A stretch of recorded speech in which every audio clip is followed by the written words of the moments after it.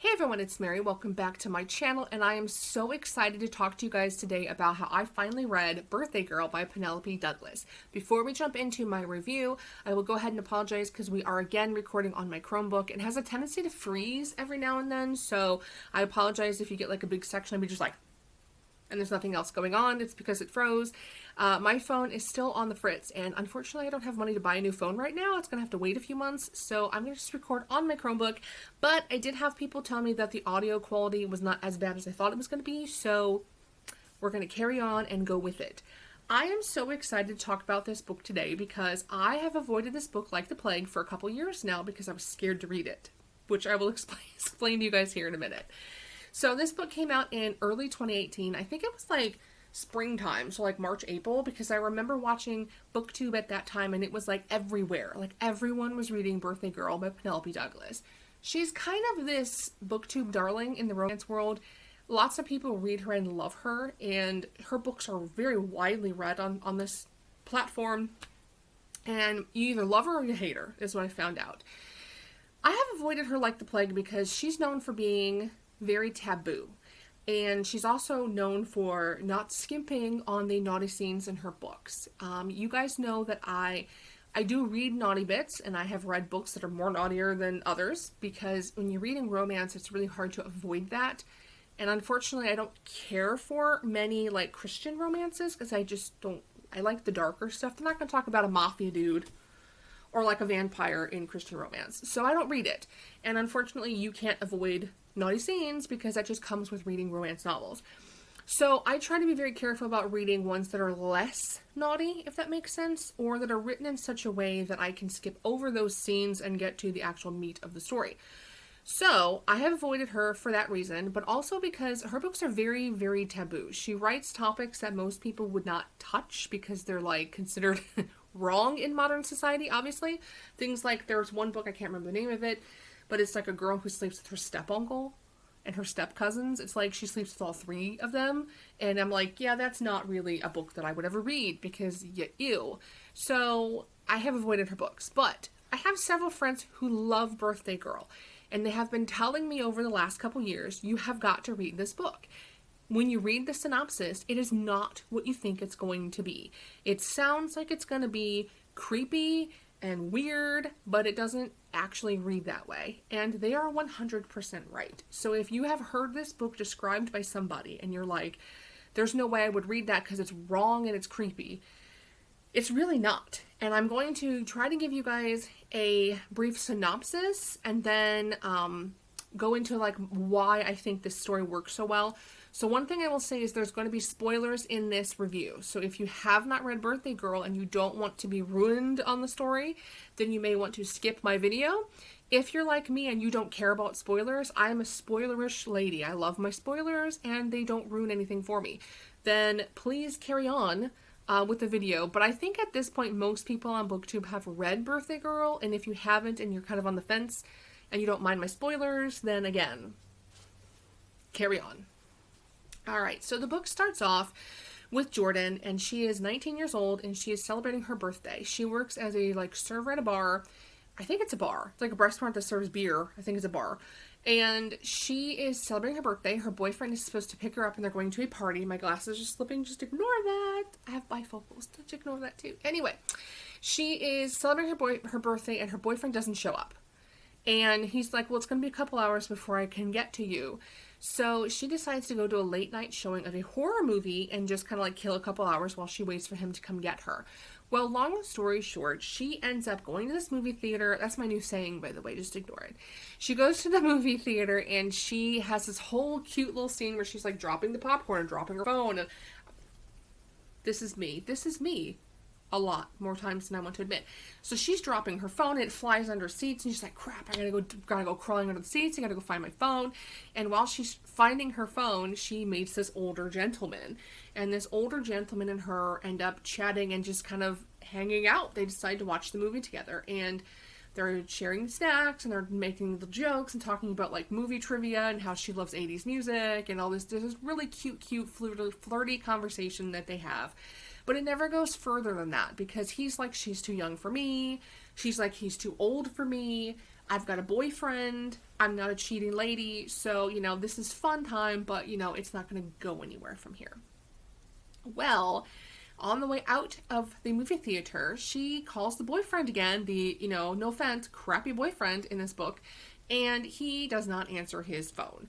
And when he finally does answer his phone, it finally clicks to the two of them that, like, this guy that she's been chatting with is her boyfriend's father, who she has never met prior to this.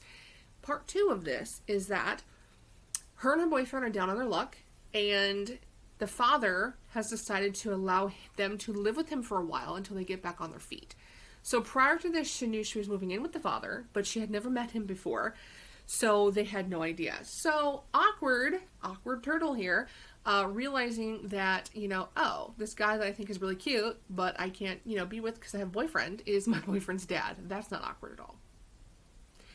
So anyway, fast forward, they move in together with the father, and the boyfriend and her move in, and life goes on. So if you're like me and you read the synopsis, you're immediately thinking that she cheats on her boyfriend while she lives in the house with the father, right? Because that's what I thought. And I'm like, first of all, the age gap is like really big, because obviously this guy's also old enough to be her father. But part 2, she's going to cheat on her boyfriend. No, that's not the case. She absolutely does not cheat on the boyfriend at all. While they're living in the house, what happens between Jordan, who's the girl, and Pike, who's the father, is they just become really good friends. And the boyfriend is a real piece of work in this book. Like, he's out partying with friends. He skips out for long periods of time. They're working different shifts. He's working whatever he's working and blowing his money. She's working at like a bar serving people, so she's working all night. They just are like two ships in the wind, or whatever you want to call it, what the saying is. And they don't see each other. So who she ends up spending most of her time with is his father.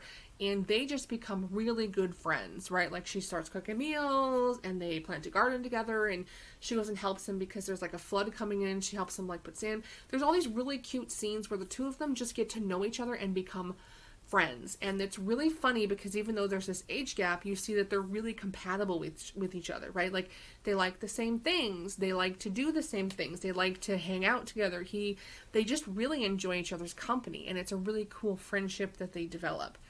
Well, this is where things get spoilery. The boyfriend ends up cheating on her with someone else, and she is so down on her luck because her parents are crappy parents. She has no place to go. She's been living with the boyfriend, and she has nowhere to go, right?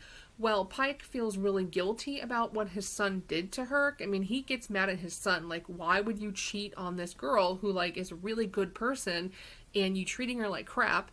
And I'm not going to side with you on this. I love you, but she's going to stay here until she can get on her feet and get out and get her own place. And so that's how it turns into that.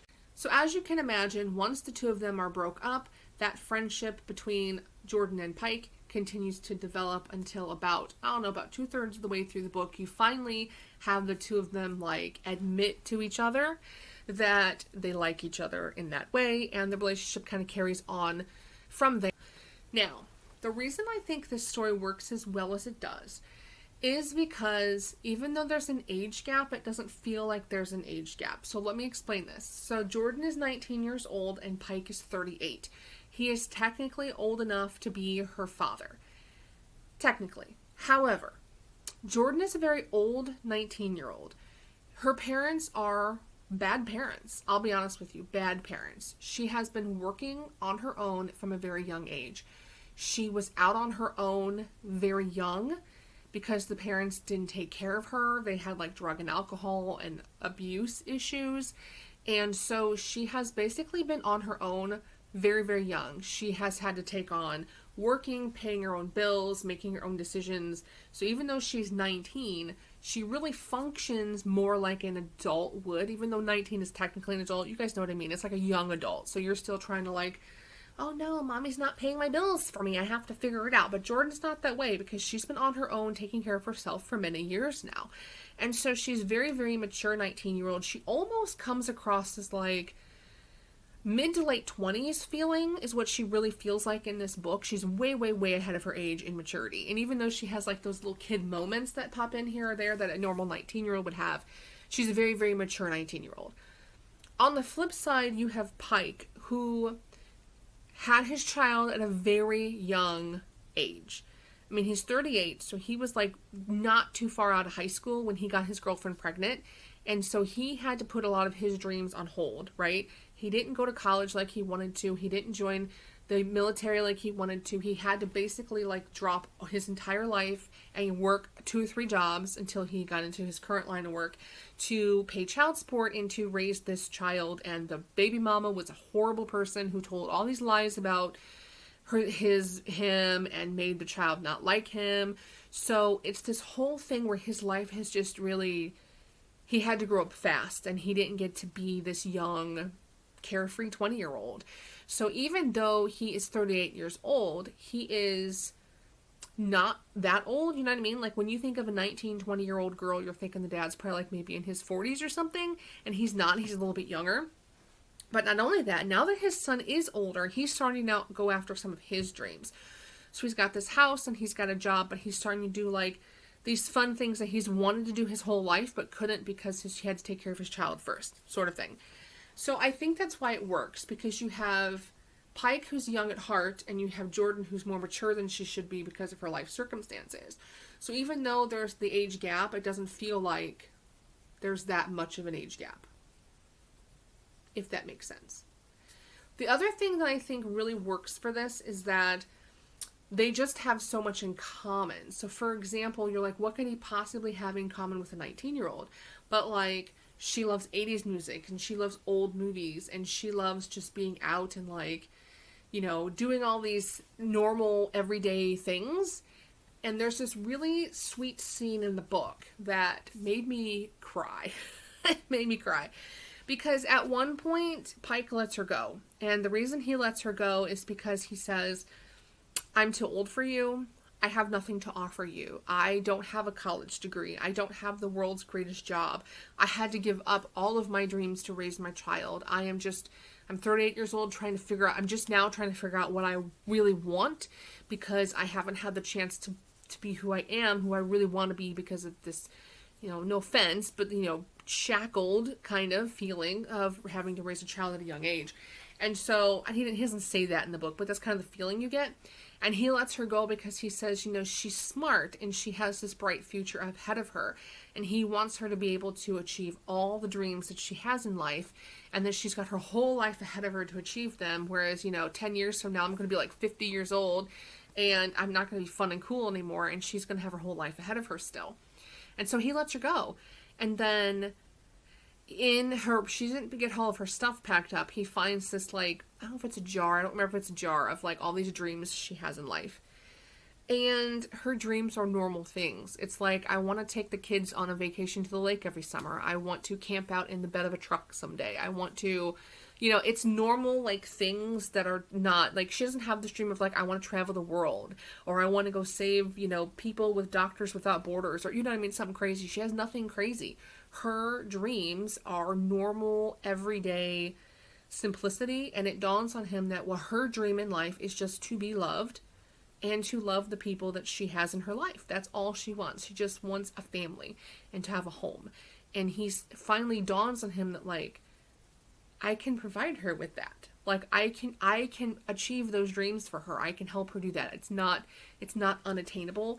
And so you see them both kind of realize that, like, yeah, there is an age gap there, but, like, we do love each other and this is going to work. And I really love how there's this kind of epilogue at the end where you see them, like, 9 years in the future and what their life looks like, and it's so sweet. This book literally made me cry, and I was totally sold on this whole story.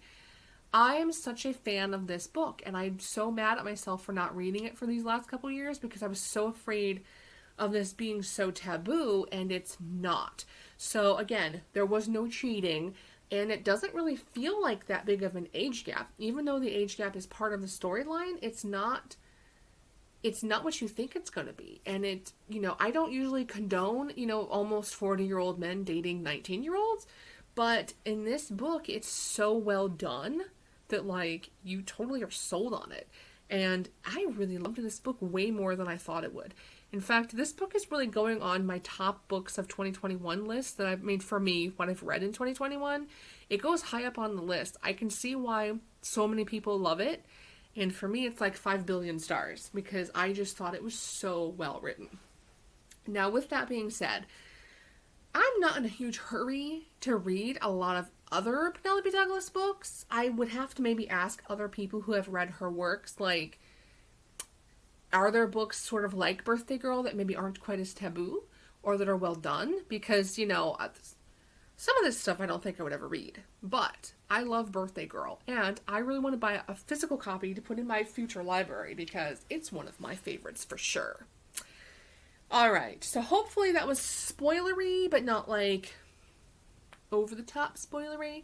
I would love to hear from you guys. What do you think of Birthday Girl? Have you read Birthday Girl? Or if you haven't read Birthday Girl, do you feel a little bit more encouraged to give it a try now? Alright guys, I will see you in the next video with my June wrap-up. Can't believe June's almost over. Alright guys, I will see you in the next one. Bye!